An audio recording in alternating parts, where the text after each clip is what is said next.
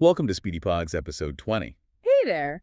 So we're jumping straight into two massive shifts happening in AI right now. Yeah, they're happening in parallel, and they're really going to define the next generation of models. One is purely architectural-like, how the models think on the inside, and the other is this race for true continual learning. Exactly. And I think what we're trying to do here is understand the core engineering choices, the stuff that determines not just how smart these things get, but how efficient they are. Okay, so let's start at the deepest level then, the architecture. For what, over a decade now?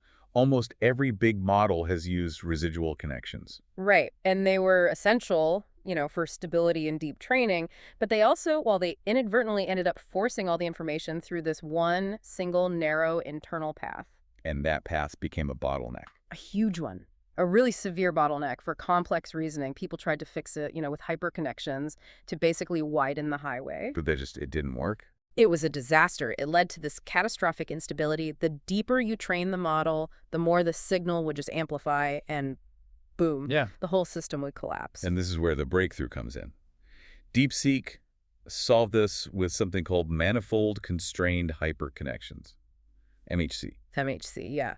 The core idea is really clever. They figured out how to constrain the mixing of all those parallel information streams. So the total signal strength always stays constant, right? Exactly. The stability is literally guaranteed by the math. They found a way to make it so that no matter how complex the internal mixing gets, the signal strength just never explodes. Which lets them safely widen the whole architecture. And that's the revolutionary jump. So let's talk results for a second. Because if they increase the internal data flow by 4 times, how did training time only go up by, 6 or 7%? It seems like it defies the laws of engineering, doesn't it? It kind of does, yeah. But they didn't defy them. They just optimized like crazy. They smashed right through that memory wall with custom GPU kernels and selective recomputation. So it's a software and hardware integration thing. Absolutely. A 4x increase in internal capacity for a tiny, tiny increase in training time. That's a huge leap in efficiency. And for them to publish it openly,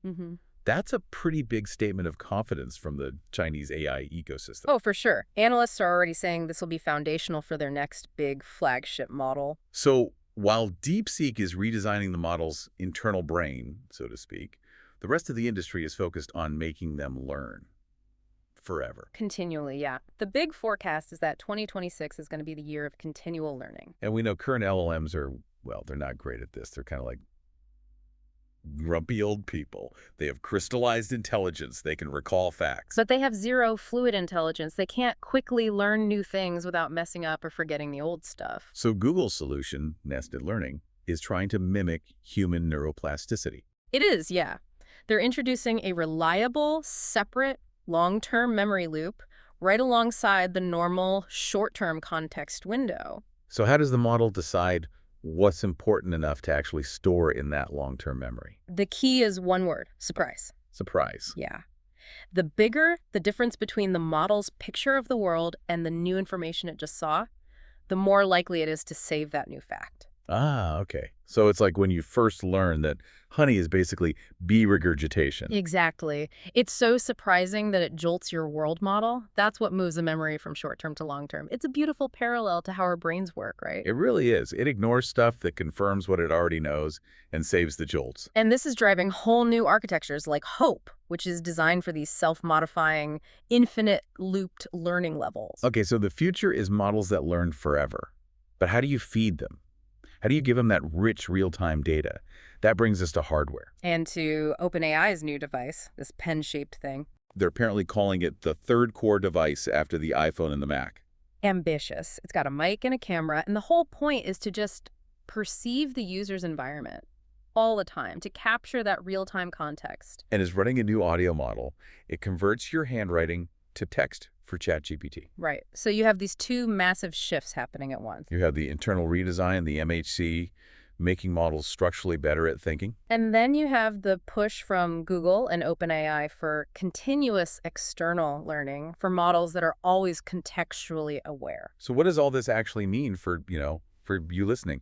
We're moving away from AI as a static tool you pull out of your pocket. It's becoming a perpetual contextual participant in our daily lives. And, the sources we looked at pointed out how powerful even current models are at analyzing human behavior just from conversational context. So think about this for a moment. If you have a device that's constantly capturing your real-time interactions, Yeah. your arguments, the tone of voice in your relationships, and it's feeding all that data into a system with infinite learning. How does that change how we understand ourselves? How we resolve conflicts? Does AI become the ultimate impartial arbiter of our lives? Or does it just become the ultimate unflinching mirror? That is something to think about.